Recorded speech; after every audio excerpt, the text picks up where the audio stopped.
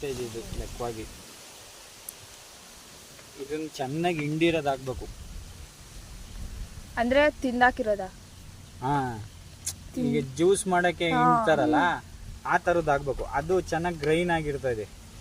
ಅದರಲ್ಲಿ ಚೆನ್ನಾಗಿ ಅಂದ್ರೆ ರಸ ಇರಬೇಕು. ಇದು ನೋಡೋ ಇನ್ನು ಹಣ್ಣೊಳಗೇನೆ ಡ್ರೈ ಆಗ್ಬಿಟ್ಟೈತೆ. ವೇಸ್ಟೇಜ್ ಇದು. ರಸ ಇದ್ರೆ ಏನಾಗುತ್ತೆ? ಆ ರಸ ಇದ್ರಲ್ಲಿ ಕೆಲಸ ಮಾಡ್ತಾ ಇದೆ. Citric acid. ಇವಾಗ ಇಷ್ಟ ತನಕ ಒಂಥರ ಇದ್ರಿ, ಇವಾಗ ಆಟೋಮೆಟಿಕ್ ಒಂದೊಂದು ಆಗ್ತಾ ಸ್ಮೆಲ್ ಚೇಂಜ್ ಆಯ್ತಾ ಇರ್ತದೆ ನೋಡಿ.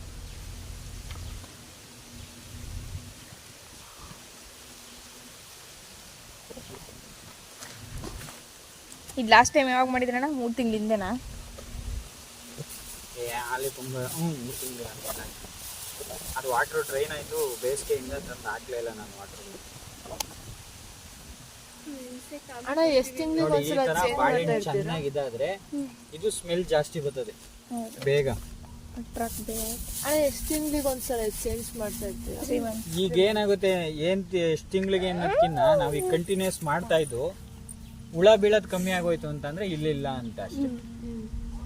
ಬೀಳ್ತಾನೆ ಇದ್ರೆ ಇನ್ನ ಅವಾಗ ಅಲ್ಲಲ್ಲೇ ಸ್ಪಾಟ್ ಚೇಂಜ್ ಮಾಡಿ ಇಡ್ತಾ ಇರ್ಬೇಕು.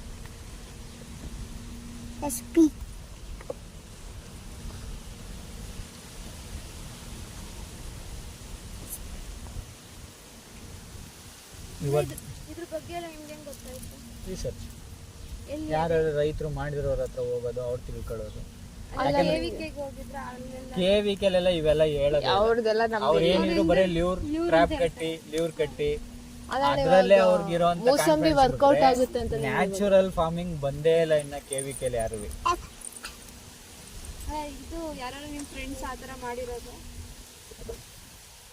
ಫ್ರೆಂಡ್ಸ್ ಯಾರು ಇಲ್ಲ. ನಾವು ಹೊರಗಡೆ ಈಗ ಪ್ರಗತಿಪರ ರೈತರು ಆಲ್ಮೋಸ್ಟ್ ಅಲ್ಲಿ senior person, example Narayan Reddy, ಮತ್ತೆ ಇವರು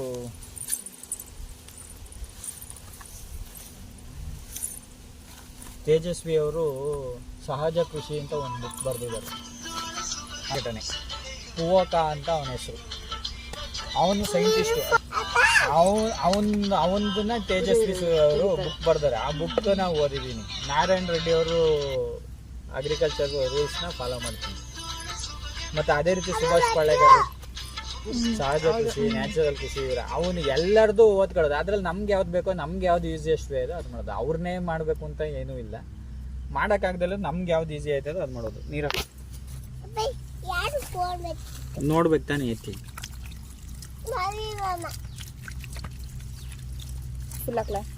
ಹಾಕು ನೋಡಿ. ಸ್ಮೆಲ್ ಹೆಂಗ್ ಗೊತ್ತಾಯ್ತು? ಇದು ಹಾಕ್ಲಾ ನೀರು? ಸರಿ.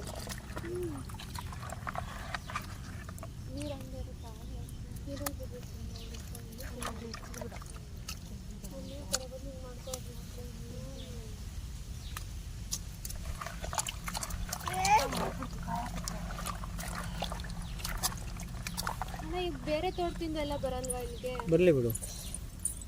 ಈಗ ಬೇರೆ ತೋಟದಿಂದ ಬಂದು ಬಿದ್ರು ಒಳ್ಳೇದು. ಬರ್ದಲ್ಲೇ ಹೋಗಿ ಮರಕ್ಕೆ ಸೇರ್ಕೊಂಡ್ರೆ ಮರ ಡ್ಯಾಮೇಜ್ ಆಯ್ತು.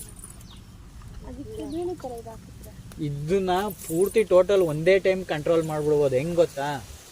ಅಕ್ಕಪಕ್ಕ ಇರೋ ಎಲ್ಲ ರೈತರು ಅಟ್ ಎ ಟೈಮ್ ಕಟ್ಬಿಟ್ರೆ ಎಲ್ಲ ಹೊಂಟೋಗ್ತವೆ. ಯಾರು ರೆಡಿ ಇಲ್ಲ.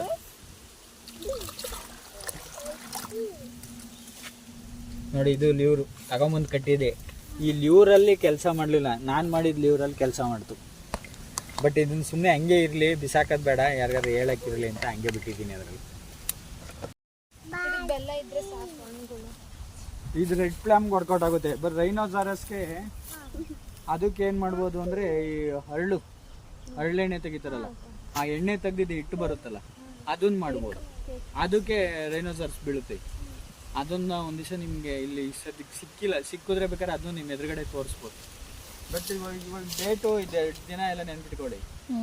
ನಾವು ಡೈಲಿ 5 days ಏನು ಬಿಚ್ಚಂಗಿಲ್ಲ. ಬಂದು ಹಿಂಗೆ ನೋಡ್ಬೋದು ಅದ್ರೊಳಗೆ ಬಿದ್ದಾಯ್ತಾ ಅಂತ ಗೊತ್ತಾಗೋಗುತ್ತೆ. 2 days ಎಬೋ ಇದ್ರೊಳಗೆ ಅಲ್ಲೇ ಬಂದು ಬಿದ್ದಿರ್ತದೆ.